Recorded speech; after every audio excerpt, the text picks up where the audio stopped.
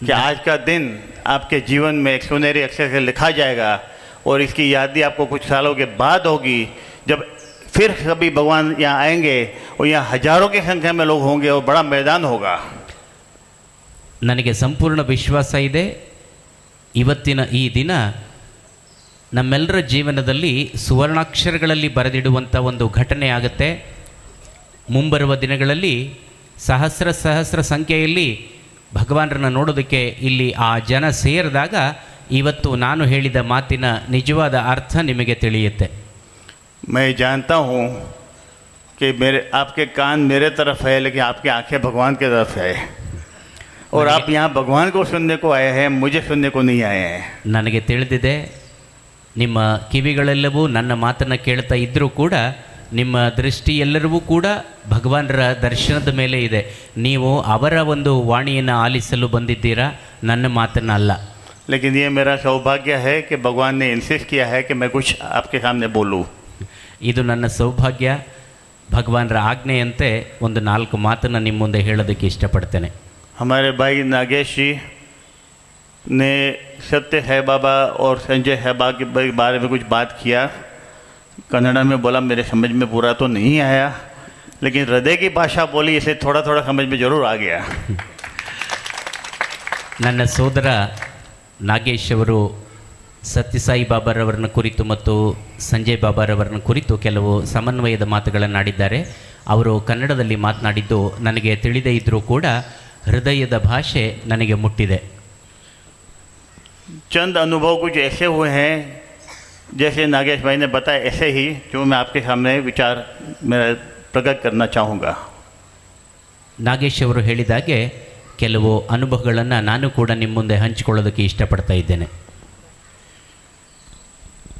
मुझे याद है वो दिन मई 2000 में जब पुट्टपर्ती में सत्य साई बाबा ने हमें फैमिली इंटरव्यू दिया था.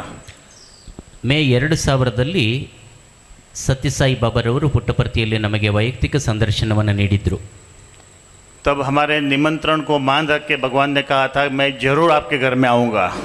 ಆ ದಿನ ನಾವು ನೀಡಿದ ಆಮಂತ್ರಣವನ್ನು ಮನ್ನಿಸಿ ಸತ್ಯಸಾಯಿ ಬಾಬಾರವರು ನಮ್ಮ ಮನೆಗೆ ಬರುವಂಥ ವಾಗ್ದಾನವನ್ನು ನೀಡಿದರು.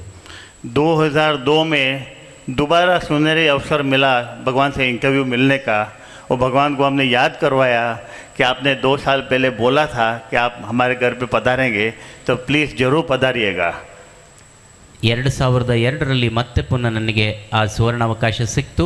ಸ್ವಾಮಿಯವರಲ್ಲಿ ಮತ್ತೆ ವಿನಂತಿಸಿಕೊಂಡೆ, ಸ್ವಾಮಿ 2 ವರ್ಷದ ಹಿಂದೆ ತಾವು ಹೇಳಿದ ಹಾಗೆ ನಮ್ಮ ಮನೆಗೆ ಇನ್ನೂ ಪದಾರ್ಪಣೆ ಮಾಡಲಿಲ್ಲ, ನೀವು ದಯವಿಟ್ಟು ಆಗಮಿಸಬೇಕು ಅಂತ ಹೇಳಿ.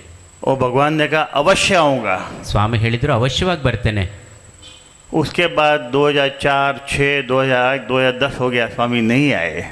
ಆ ನಂತರದಲ್ಲಿ 2004, 6, 8, 10 ಆದರೂ ಕೂಡ ಸ್ವಾಮಿಯವರ ಆಗಮನ ಆಗಲಿಲ್ಲ. और फिर समाधि का वक्त आ गया, सारी दुनिया दुख में डूब गई, आंसुओं के सागर बह गए, हृदय सुन्न हो गया सबका. स्वामी चले गए, नहीं आए घर पे. ಆದರೆ 2010 ಹೊತ್ತಿಗೆ ಸ್ವಾಮಿ ಆಗಲೇ ದೇಹ ಬಿಡುವಂಥ ಸಂದರ್ಭ ಬಂದಿತ್ತು. ಎಲ್ಲ ಭಕ್ತರು ಆ ಸಂದರ್ಭದಲ್ಲಿ ದುಃಖದ ಒಂದು ಸಾಗರದಲ್ಲಿ ಮುಳುಗಿಬಿಟ್ಟಿದ್ದರು. ಆ ಸಂದರ್ಭದಲ್ಲಿ ಸ್ವಾಮಿ ಬರಲೇ ಇಲ್ಲ. ऐसा कैसा हो सकता है कि अवतार का वचन खाली जाए? ಹೇಗೆ ಸ್ವಾಮಿಯ ಮಾತು, ಅವತಾರದ ಮಾತು ಸುಳ್ಳಾಗೋದಕ್ಕೆ ಸಾಧ್ಯ? जिसको हम भगवान मानते हैं उसका वचन खाली हो ही नहीं सकता है, कभी न कभी पूरा होगा. लेकिन हमने ऐसा हमारे मन को समाधान कर लिया कि शायद भगवान और कोई सूक्ष्म रूप में आएंगे. ಆಗ ನಮ್ಮ ಮನಸ್ಸಿಗೆ ಒಂದು ವಿಶ್ವಾಸ ಇತ್ತು, ಸ್ವಾಮಿ ಹೇಳಿದ ಮಾತು ಎಂದೂ ಸುಳ್ಳಾಗೋದಿಲ್ಲ. ಸ್ವಾಮಿ ಸೂಕ್ಷ್ಮ ರೂಪದಲ್ಲಿ ಆದರೂ ಕೂಡ ನಮ್ಮ ಮನೆಗೆ ಆಗಮಿಸ್ತಾರೆ ಅಂತ ಹೇಳಿ ಆ ವಿಶ್ವಾಸದಲ್ಲಿ ಮನಸ್ಸಿಗೆ ಶಾಂತಿ ತಂದುಕೊಂಡಿದ್ವು. उसके बाद जून 2012 ಅನಂತರ ಜೂನ್ 2012 एक फिर से नया जीवन मिला, नया जोम मिला. ऐसा एक एक्सपीरियंस हुआ कि कहानी बहुत लंबी है, उसको मैं नहीं दोहराऊंगा. शॉर्ट में कहूँगा कि भगवान के दर्शन तभी हुए मुझे जून में, और पहले दर्शन में भगवान ने साक्षात्कार दिखा दिया और अपना रूप दिखाया. 2012ರಲ್ಲಿ ಆ ಅವಸರ ಬಂದೇ ಬಿಡ್ತು. ನಾನು ಅದನ್ನು ವಿಸ್ತಾರವಾಗಿ ಹೇಳೋದಿಲ್ಲ.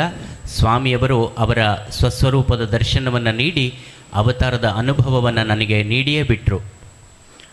और वो घड़ी आई बाद में जब भगवान ने बहुत ही सहज तरीके से कह दिया, जब हमने पूछा कि आप कभी बॉम्बे ज़रूर आएंगे, आप कभी आए हैं, कभी आएंगे, तो स्वामी ने जवाब दिया, हाँ आऊँगा, वो तुम्हारे घर पे आऊँगा.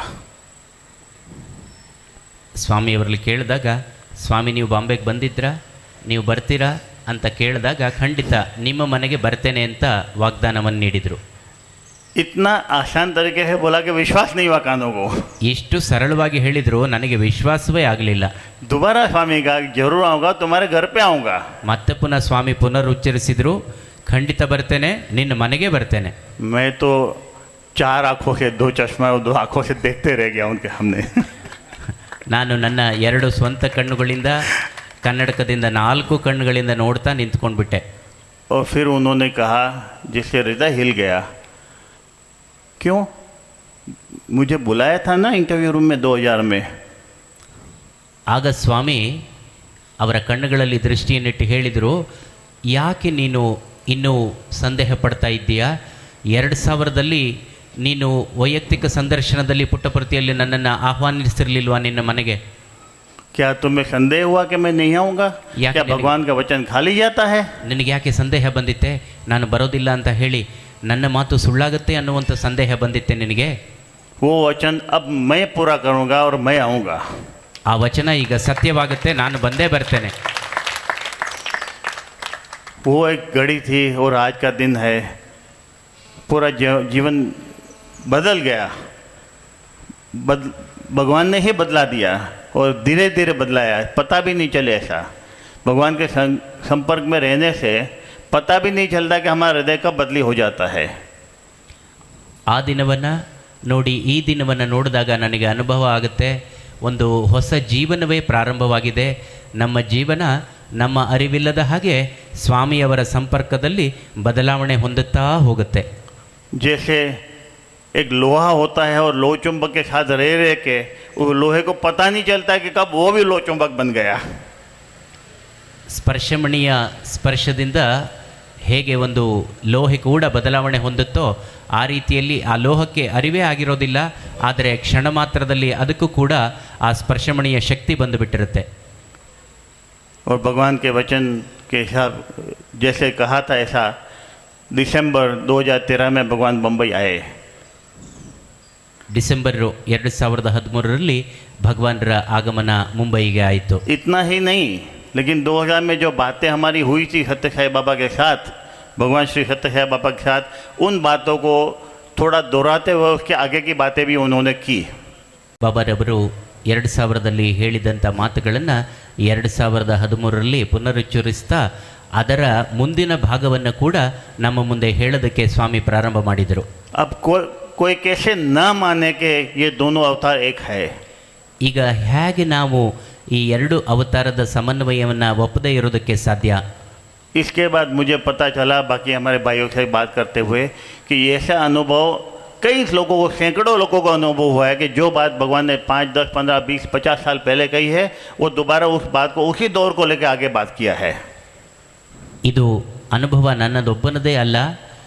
ಇದೇ ರೀತಿಯಲ್ಲಿ ನೂರಾರು ಜನ ಭಕ್ತರು ಸ್ವಾಮಿ ಅಲ್ಲಿ ಹೇಳಿದ ಮಾತನ್ನು ಮತ್ತೆ ಪುನಃ ಸ್ವಾಮಿ ಇಲ್ಲಿ ಪುನರುಚ್ಚರಿಸಿ ಅವರಿಗೆ ಆ ವಿಶ್ವಾಸವನ್ನು ಮತ್ತೆ ಜಾಗೃತಿ ಮಾಡಿದಂಥ ಅನುಭವಗಳು ಬೇಕಾದಷ್ಟಿದ್ದಾವೆ.